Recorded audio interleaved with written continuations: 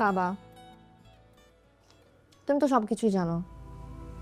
আমি তো চাইলে আর হুটহাট কোনো ছেলেকে বিয়ে করে ফেলতে পারি না, তাই না? কেন পারবি না? আর তুই একটা বিষয় নিয়ে আর কত পড়ে থাকবি? ছেলে তো দেখাই আছে, নীলু ছেলেটাও খুব ভালো।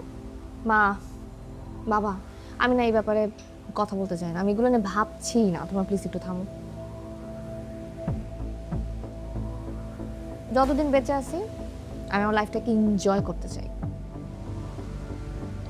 আর সত্যি বলতে আমার মনে হয় আমি অন্য কোনো ছেলেকে পছন্দ করি।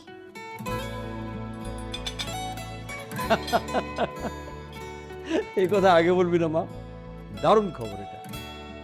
শোন, তোর পছন্দ করা যদি থাকে কেউ, সেখানে আমাদের কোনো আপত্তি নেই।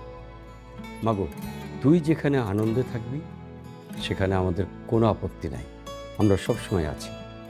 তাহলে এক কাজ কর, ওই ছেলেটাকে একদিন বাসায় নিয়ে চলে আয়। বাবা, ওই ছেলেটা আমাকে পছন্দ করে কিনা আমি কিন্তু এখনো নিশ্চিত না। বাট হ্যাঁ, বিয়ে করবো না বিয়ে করবো না বলে মাথা খাচ্ছিস, আর এখন ওয়ান সাইড লাভ করে বসে আছিস, একপাক্ষিক ভালোবাসা। হুম